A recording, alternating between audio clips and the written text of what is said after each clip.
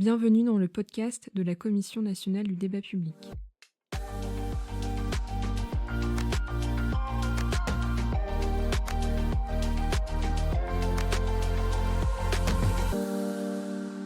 En 2023, la Commission nationale du débat public a mis en œuvre 3 améliorations pour la participation et l'information du public. Lesquelles ?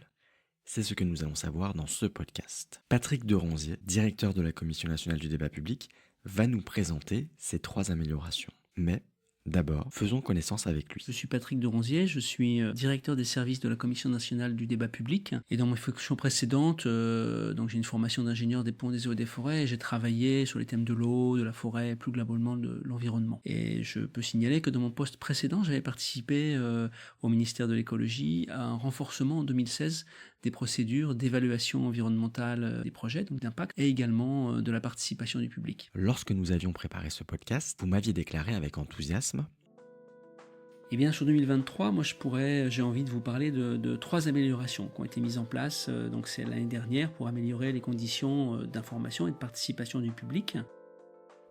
Et je n'ai pas encore la réponse, donc quelles sont ces 3 améliorations ? La première amélioration que je voudrais citer, elle concerne le renforcement qu'a fait la CNDP de sa charte de déontologie, donc de ses collaborateurs, de ses garants, pour encore mieux garantir notamment leur neutralité et leur indépendance lorsqu'ils interviennent pour garantir la transparence et la sincérité des concertations du public. En effet, c'est important que ces garants respectent scrupuleusement les valeurs de la CNDP, parmi lesquelles se trouvent la neutralité et l'indépendance, vis-à-vis de toutes les parties prenantes qui sont associées au projet, c'est-à-dire aussi bien le porteur de projet, mais que des associations environnementales. Alors la CNDP, évidemment, elle possédait depuis longtemps et depuis l'origine une charte de déontologie qui, bien sûr, a été très vigilante sur ces questions-là, l'absence de conflit d'intérêts. Mais en 2023, elle y a apporté des améliorations, et notamment en précisant que l'absence de conflit d'intérêts des garants avec un projet doit être vérifiée désormais pendant au moins 3 ans avant et 3 ans après l'intervention du garant sur le dit projet. Et ça s'applique notamment à toutes les formes possibles de conflit d'intérêts par rapport au projet, que ce soit à titre personnel, de relations individuelles, ou même à titre professionnel, puisqu'un certain nombre de nos garants peuvent également exercer une activité tierce à titre professionnel, comme de consultant. Donc là, il est important de garantir qu'il n'y ait aucun lien de dépendance, y compris financier, ou de commande qui soit passé dans ces intervalles de temps que je viens de citer. C'est très important, la déontologie des garants, parce que c'est un facteur primordial pour installer la confiance nécessaire dans les processus de concertation du public.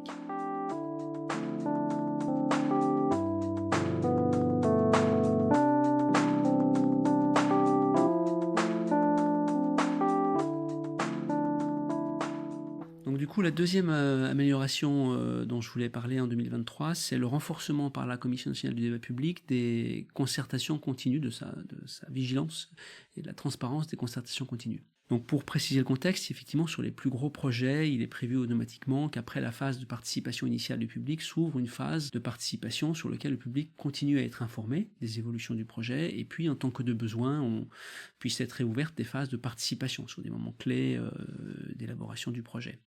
Cette phase de participation continue, elle court jusqu'à ce que le maître d'ouvrage aille déposer une demande d'autorisation de son projet quand il est suffisamment abouti, et c'est après cette autorisation administrative du projet que les travaux pourront réellement débuter.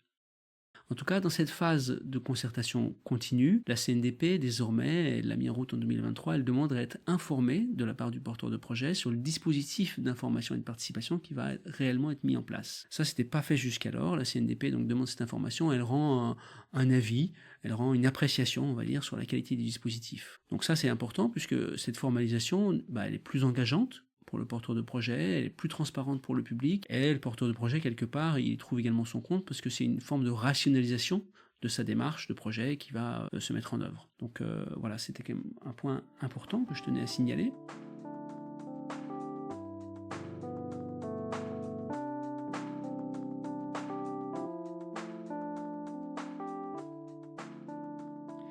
Et puis le dernier point que je voulais évoquer, c'est le fait qu'en 2023, la CNDP s'est intéressée à améliorer la vision plus intégrée des enjeux à l'échelle d'un territoire, lorsque, sur un territoire donné, plusieurs projets sont en phase de concertation. C'est-à-dire que c'est vrai que jusqu'à maintenant, les débats portaient projet par projet, y compris sur un même territoire, et lorsqu'ils sont en même temps, ça peut générer une certaine frustration dans la mesure où on voit bien une approche plutôt segmentée et qui ne donne pas de vision intégrée des enjeux à l'échelle du territoire. Donc la frustration, elle est plutôt ressentie du côté du public parce qu'effectivement, on n'a pas la vision intégrée à l'échelle du territoire des enjeux qui sont en fait débattus plus globalement, de façon plus transversale. Et en 2023, sur 2 territoires qu'on pourrait dire un peu pilotes, qui sont des territoires où il y a eu une succession de projets qui sont venus avec une demande d'implantation, ces 2 territoires, c'était le grand port maritime de Marseille, donc localisé sur la commune de Fos-sur-Mer, et c'était également celui du grand port de Dunkerque. Et on a eu une succession de projets industriels en 2023. Et bien là, la CNDP a innové pour mieux articuler entre elles les concertations du public propres à chaque projet et pour finalement donner une vision plus transversale des enjeux. Donc je vais citer quelques exemples. Il s'agit d'avoir regardé le cumul des besoins en eau, par exemple, à l'échelle territoriale, projet par projet, et de débattre et de donner à débattre une enveloppe cumulée des besoins en eau. De la même façon sur les besoins en énergie, quels étaient finalement à l'échelle du territoire les besoins totaux en énergie. Ça peut avoir des conséquences assez directes, comme par exemple, mais faut-il se préoccuper d'un renforcement global de l'alimentation électrique, donc avec par exemple la recréation de lignes haute tension pour venir desservir ce territoire. On a également regardé et demandé à nos garants localement de faire des cumuls d'impact sur les questions d'infrastructures de transport, donc de mobilité vers ces zones portuaires, de besoins en localisation de logements ou de besoins de renforcement des services collectifs. C'était important de mettre en place une vision plus globale, plus transversale sur ces territoires.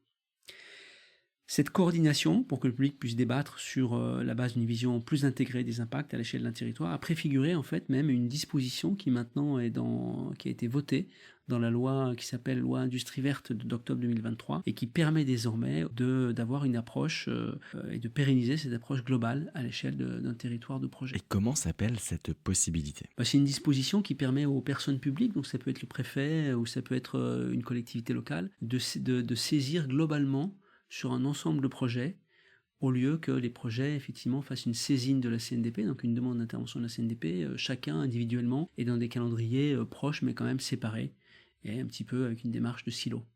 Donc elle n'a pas de nom particulier, mais c'est une possibilité qui est offerte au préfet ou aux collectivités locales, de grouper les saisines et de les porter ensemble vers la CNDP dans une démarche collective. Merci Patrick, chers auditeurs, chères auditrices, à bientôt pour un nouveau podcast. C'était le podcast de la Commission nationale du débat public.